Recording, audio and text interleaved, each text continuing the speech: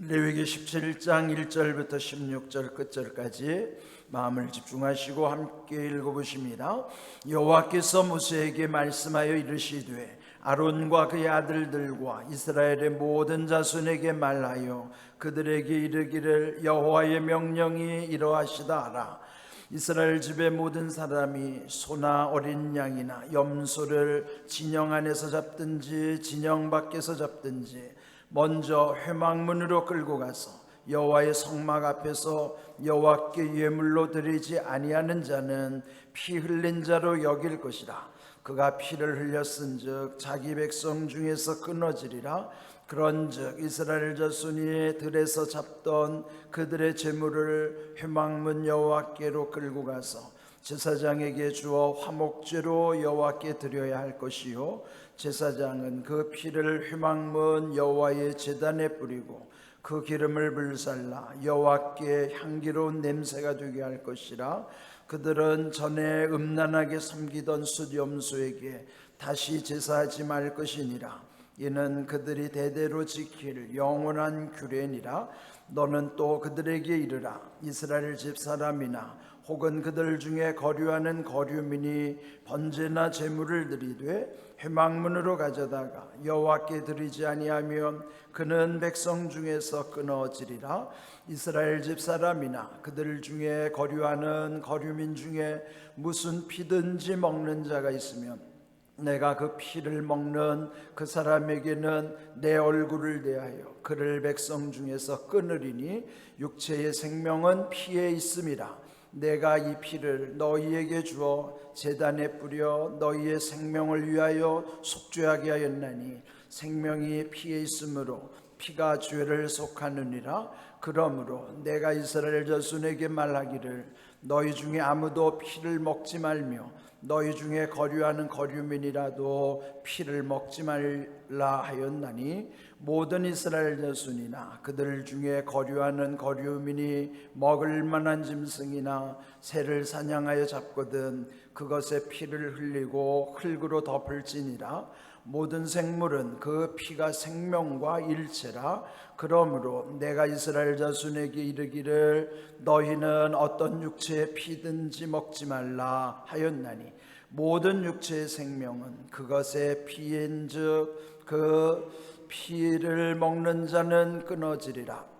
또 스스로 죽은 것이나 들짐승에게 찢겨 죽은 것을 먹은 모든 자는 본토인이거나 거류민이거나 그의 옷을 빨고 물로 몸을 씻을 것이며 저녁까지 부정하고 그 후에는 정하려니와 그가 빨지 아니하거나 그의 몸을 물로 씻지 아니하면 그가 죄를 담당하리라. 아멘. 좀 길게 본문을 잡았지만은 그러나 이 17장 전체는 하나로 묵상해야 되는 내용이기 때문에 전체를 읽었습니다. 이 17장은 구분하자면은 이 레위기 전체 27장 중에서 전반부가 맞춰지는 부분이기도 해요. 전체 27장 중에 일부 첫 번째 부분은 1장부터 오늘 읽은 17장까지의 내용입니다. 그리고 18장부터 마지막 27장까지는 두 번째 부분 2부에 해당하는 그렇게 내용으로 분류를 할 수 있습니다. 그리고 이 지금까지의 17장의 전체적인 주제를 하나로 요약하자 그러면은 하나님께 나아가는 길이라고 할 수 있어요. 그는 제사를 통해서, 그래서 여기 17장까지 거의 모든 부분에 제사에 관한 규례들의 말씀이에요. 그 제사를 통해서 하나님께 나아가는 길이 열려 있기 때문인 것이죠. 그래서 오늘 읽은 말씀 17장을 여러분이 유심히 보셨다면 가장 많이 언급되는 단어가 오늘 제목처럼 피라고 하는 것이에요. 피라는 단어가 무려 16번이나 기록되어 있습니다. 그래서 피에 관한 것은 그 이스라엘 백성들이 광야를 지나면서 또 가나안에 이르를 때까지의 그 모든 과정 속에서 우선순위가 있겠죠. 근데 이 하나님께 제물을 드릴 때뿐만 아니라 또 식용으로 먹으려면은 여기에 이제 특별히 언급된 소나 양이나 염소를 잡을 때 반드시 이렇게 해야 된다. 네, 그것을 제물로 드릴 수도 있고 먹는데 음식의 재료로도 쓸 수 있어요. 어찌하든지 제사 용도든지 식용으로 쓰든지 간에 이렇게 모든 피라는 것, 우리 사람의 피든지 동물의 피든지 모든 피는 그 자체가 생명이기 때문에 피를 함부로 취급하면 안 된다 하는 거예요. 그래서 오늘 이 규정 속에도 보면은 먹는 짐승이더라도 꼭 하나님께 바치는 제물이 아니더라도 그 개인적으로 먹을 때라도 짐승을 잡게 될 때 그 피를 어떻게 처리해야 되는 것인가, 그 말씀이에요.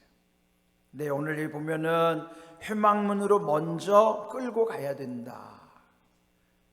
제물로 드리는 건 당연하고 개인적으로 식용으로 쓰더라도 그 피를 아무데나 흘리면 안 되고 반드시 먼저 제막문 앞으로 끌고 가서 그리고 그 여호와의 성막 앞에서 그 다음에 도사를 하는 거예요.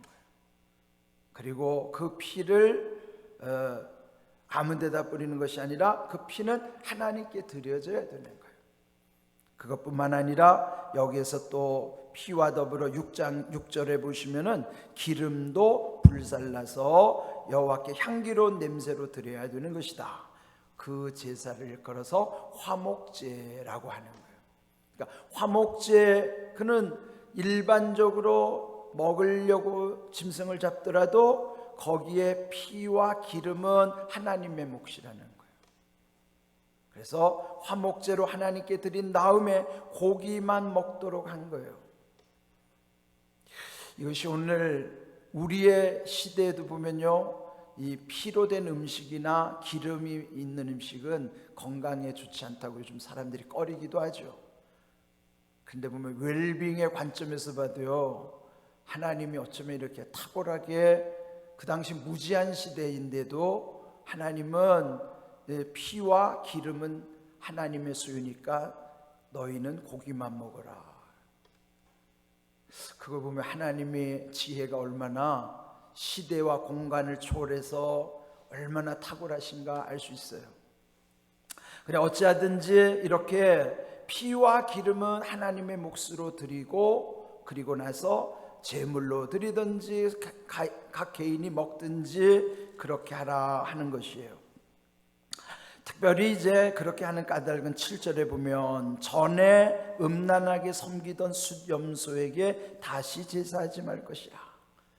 이전에라는 표현이 어디를 칭할까요? 옛적도 아니죠. 지금 이 광야에서 이 규례를 받고 있으니까 불과 1년이 지난 거죠. 지금 이 상황, 말씀을 받은 상황은.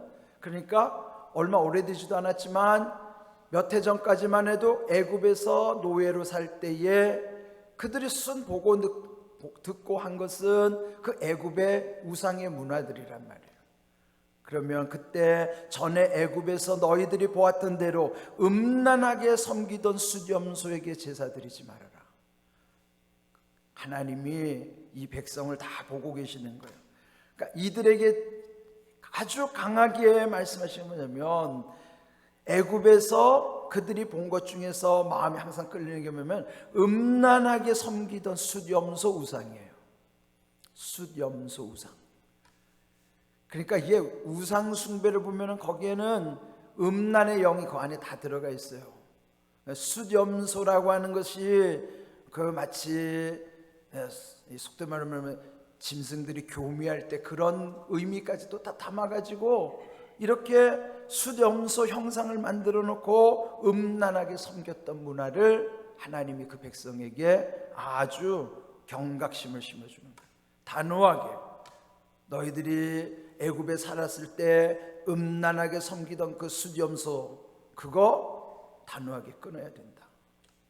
그래서 여기 지금 이 피 흘림에 대한 규정 가운데서도 아주 특별히 음란하게 섬기던 숫염소 우상 숭배에 대해서 아주 강하게 말씀하고 계시는 거예요.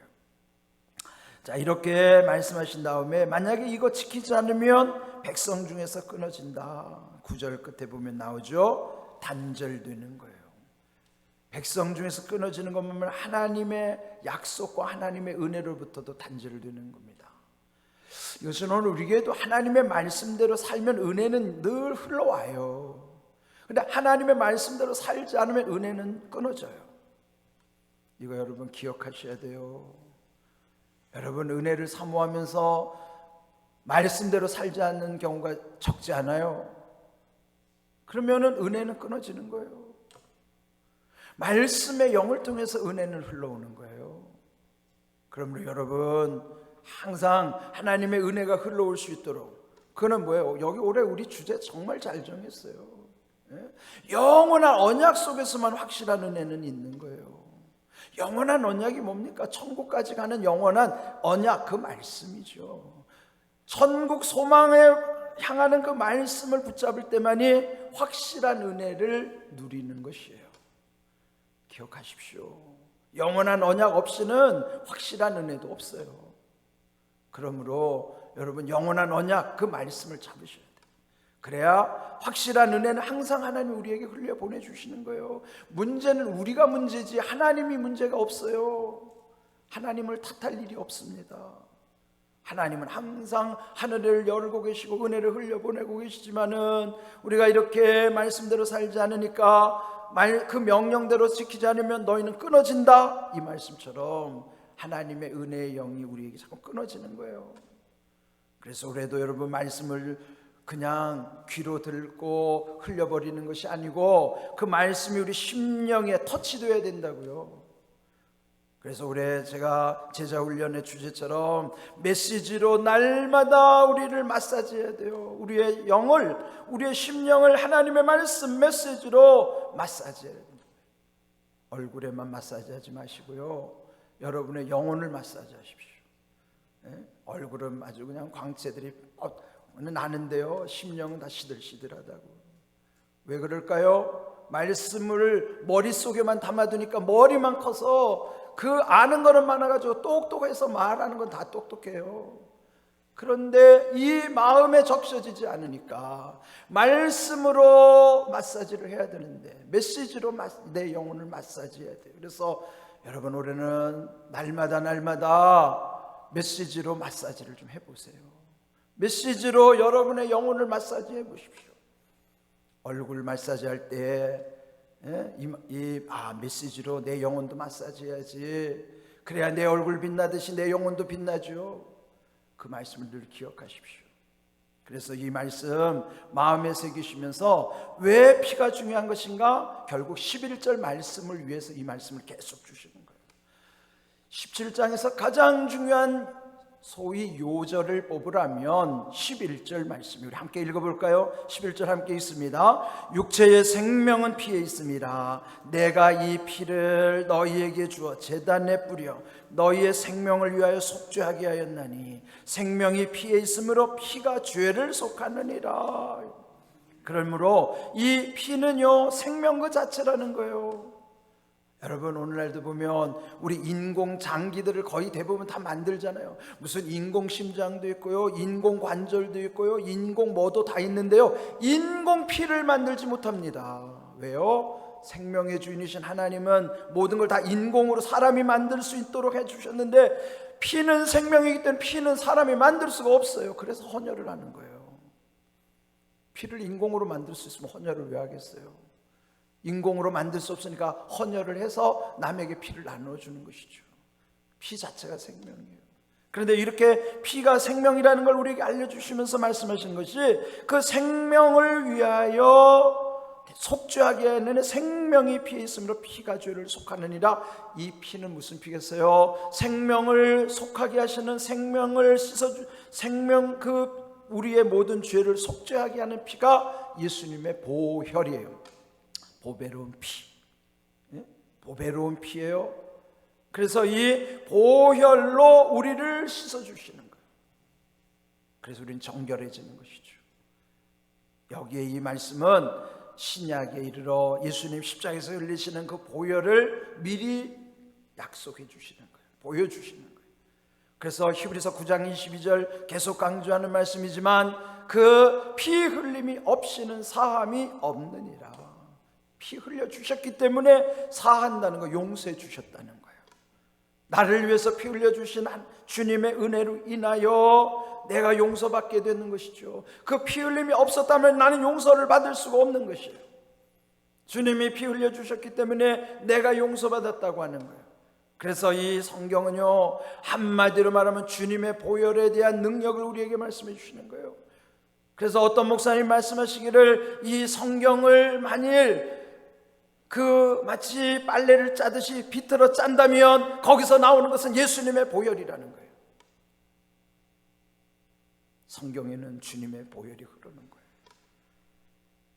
그래서 오늘 우리는 이 주님 앞에 십자가의 보혈을 의지하고 그 피의 공로로 말미암아 오늘 우리가 부른 찬송가 265절 주 십자가를 지심으로 그 보혈의 공로로 오늘 집에 가서 265장 다시 한번 찬송 불러보세요.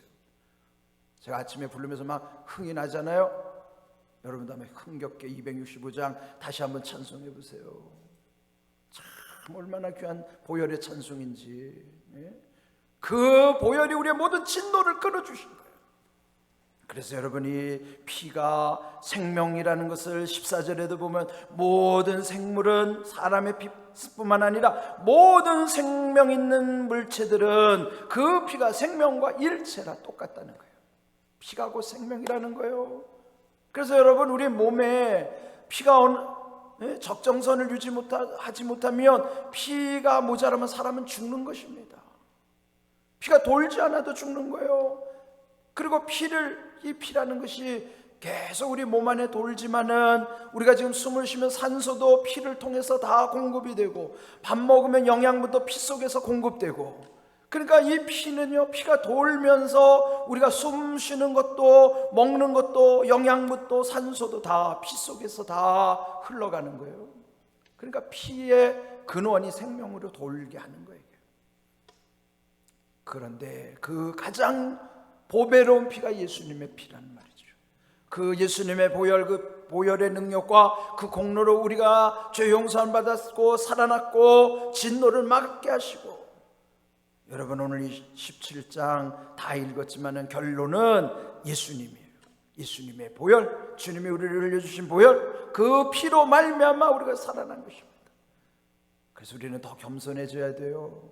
주님의 보혈 아니면 우리는 다 소망 없고 죽을 수밖에 없는, 끊어질 수밖에 없고 단절될 수밖에 없는 아무 소망도 없는 인생이에요.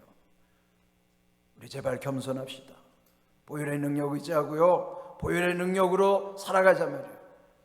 그런 귀한 은혜 가운데서 우리의 모든 평생의 삶, 그 보혈이 우리를 거룩해 하심을 믿고 보혈의 은혜와 보혈의 능력 힘입어 우리의 교회뿐만 아니라 여러분의 가정도, 여러분의 삶 속에서도 항상 그런 일이 일어나야 되는 거예요. 이스라엘이 살았던 것도 애굽에서 10번째 장자 죽음의 재앙 속에서 그 피를 발라주셔서 구원해 주신 것처럼 오늘 우리도 주님의 보혈의 능력으로 모든 삶이 온전케 되기를 주님의 이름으로 축복합니다. 아멘.